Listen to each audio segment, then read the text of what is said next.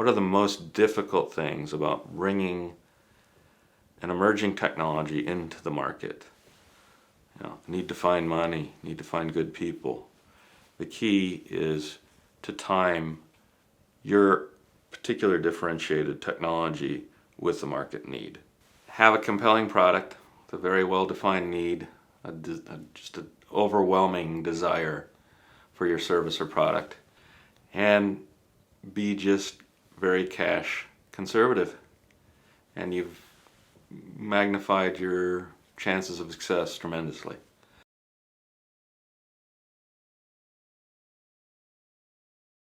The ideal point to secure the first customer is before you even start your engineering prototype, because the feedback you're going to get from that customer oftentimes dictates the specs needed for even the prototype. And this is the engineering prototype, let alone the manufacturing prototype or the high volume manufacturing prototype and the millionth build of it. Okay, so the sooner in that chain that you can get engaged with the customer, the better, because they're going to tell you what's most important. And the less time you spend working on things that are important, of course, the better off you're going to be. Right? You have your time restricted, your talent restricted, you're clearly resource restricted in many ways. So honing in on that spec for that customer is critical to landing them.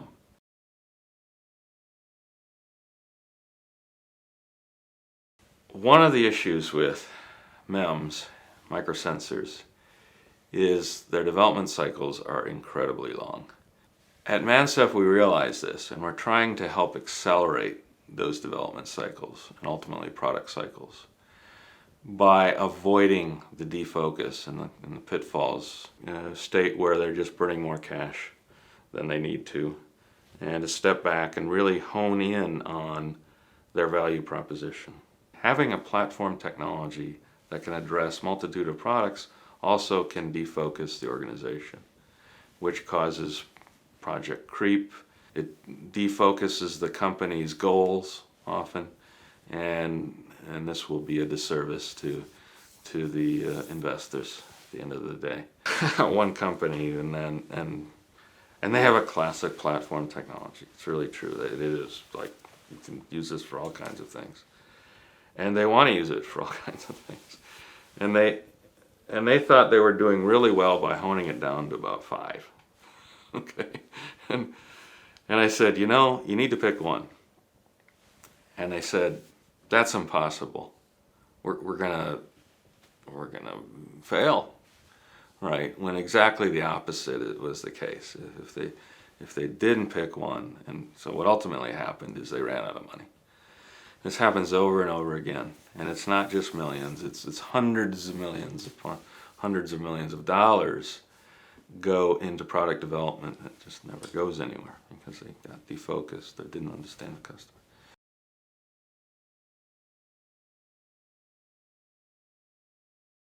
The other way you can accelerate, I think, development is in appreciating the operations side of business.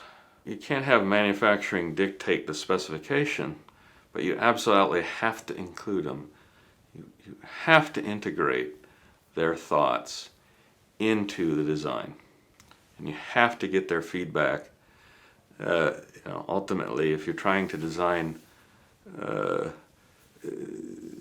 something that just can't fit into this tool, you're going to have a problem. So there are logistical issues that have to be addressed in the prototypical stage of manufacturing that need to be considered. In a similar way, in a manufacturing setting, one can incorporate tests, whether they're at wafer level or maybe a byproduct of the processing somehow, that give one insight into what the anticipated capability of this product will be before it's completed. Right, and these tests are invaluable because they make decisions about whether to scrap a wafer, or whether to rework it, or whether it's actually okay. One of the issues in manufacturing batch fabricated sensors has been, creating a common set of processes, or processes that are interchangeable, right? And so inevitably there are variations between fabs, tools, even methods of processing can perturb results very easily. And so unless one has integral testing techniques for testing material response, for identifying overall topology, overall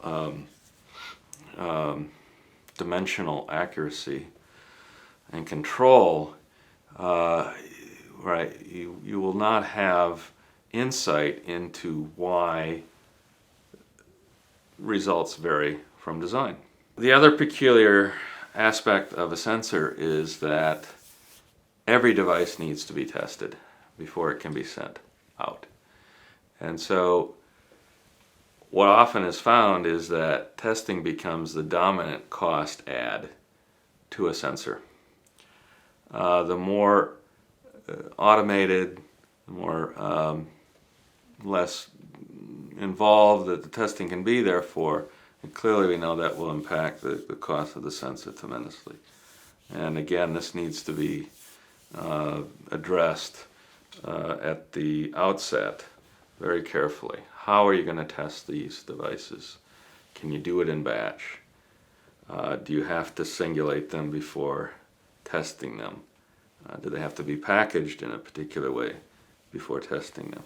Critical questions to understand deeply about before you embark even on a design for manufacturing.